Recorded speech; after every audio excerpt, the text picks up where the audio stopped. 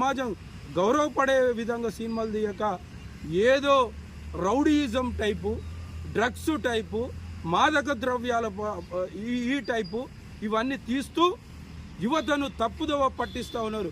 తెలియని యువత ఏమనుకుంటుందండి? ఇదే మాస్ ఫాలోయింగ్ అనుకొని, ఇదే పెద్ద ఏదో గొప్పతనం అనుకొని ఈ విధంగా అట్రాక్ట్ అవుతూ ఉన్నారు. నేను సినీ ప్రముఖుల్ని మరి ప్రభుత్వాన్ని కూడా నేను విజ్ఞప్తి చేస్తూ ఉన్నా. ఈ సినిమాలు మరి ఇలాంటి సినిమాలు యువతను తప్పుదోవ పట్టించే సినిమాలను మీరు రద్దు చేయండి. మీరు ఏదైనా సందేశమకమైన సినిమాలు మరి దానికి సెన్సార్ బోర్డు పర్మిషన్ ఇవ్వాలి. సెన్సార్ బోర్డు కూడా ఈరోజు ఈ డ్రగ్స్ అంబేద్కర్ సినిమా ఎంత మంచిగా ఉందండి. జై భీమ్ సినిమా దానికి ఏమైనా ఒక అవార్డు ఇచ్చారా? ఒక అవార్డు అని ఇచ్చారా? అంత విప్లవాత్మకమైన సినిమా.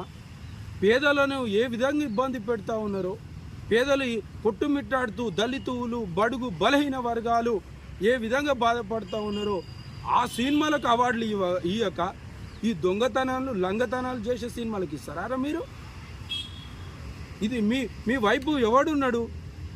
ఈ అగ్రకులాలు పెట్టుబడులు ఉండి కోట్ల రూపాయలు సంపాదించుకుంటా ఈ విధంగా మీరు మోసాలు చేసుకుంటా అభిమానుల పేరుతోని లక్షలాది అభిమానులు తప్పుదోవ పట్టిస్తూ మీరు కోట్ల రూపాయలు ఉండి ఇలా చనిపోతే నువ్వు నన్ను అరెస్ట్ చేస్తే ఈ క్షణంలో 1 గంట 2 గంటల అరెస్ట్ చేస్తే ఇప్పుడు నన్ను అరెస్ట్ చేస్తారు.